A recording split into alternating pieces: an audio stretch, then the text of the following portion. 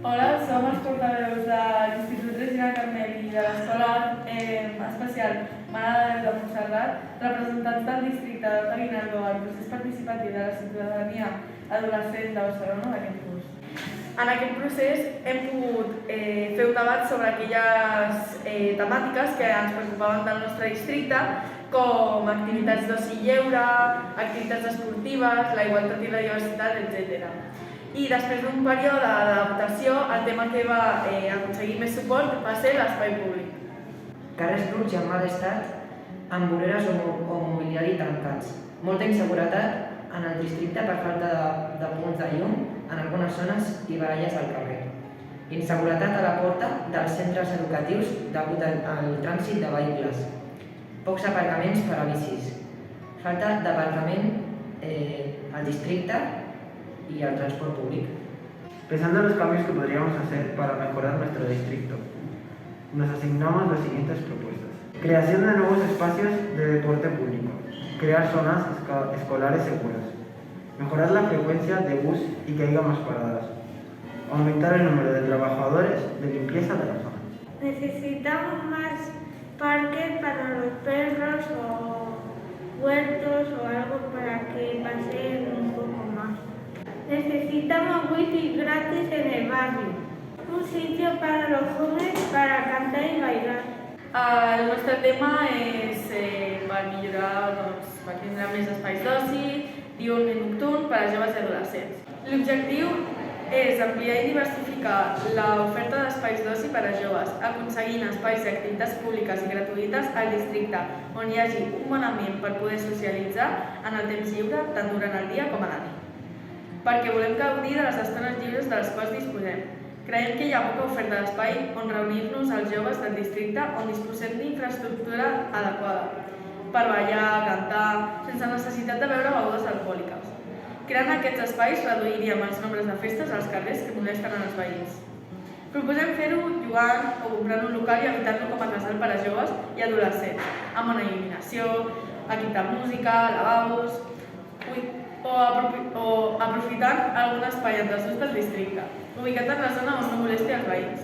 Prohibiríem tant l'alcohol com el tabac i programaríem, entre altres, concerts o sessions musicals. Serien les persones implicades les quals fessin que la nostra proposta es fes realitat, que serien els solters, arquitectes, electricistes, cantants, DJs. L'Ajuntament és qui gestionarà tot. La participació dels joves, en cas que els joves donessin la seva opinió.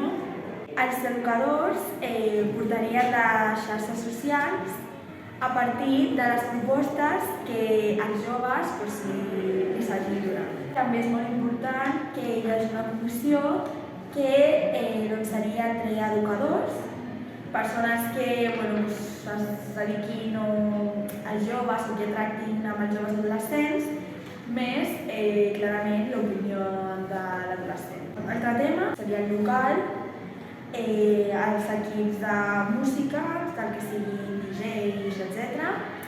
Mobles, barra per consumir, no consumir begudes alcohòliques.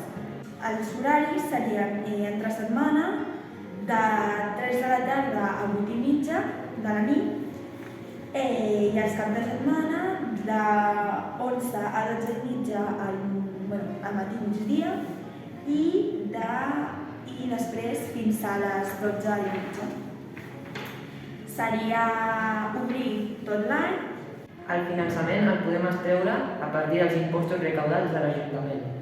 Necessitaríem un permís per accedir al local i informar els veïns sobre el projecte que es realitzarà. Els jocs que hem pensat podrien ser a prop de Maragall i la plaça Eivissa. Podríem utilitzar redes socials per promocionar els jocs i preguntar als joves quines activitats volen fer durant el seu dia a dia.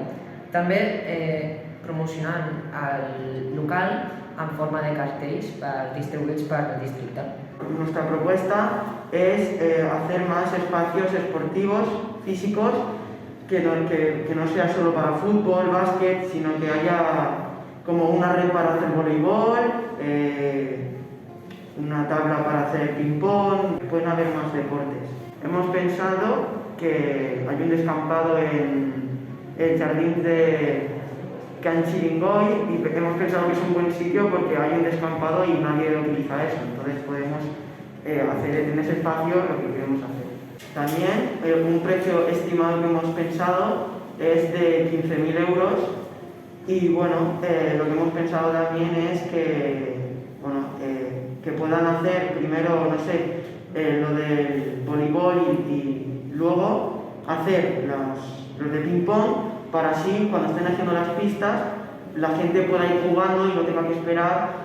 Moltes gràcies per haver-nos escoltat i esperem que podeu fer alguna cosa amb aquestes propostes.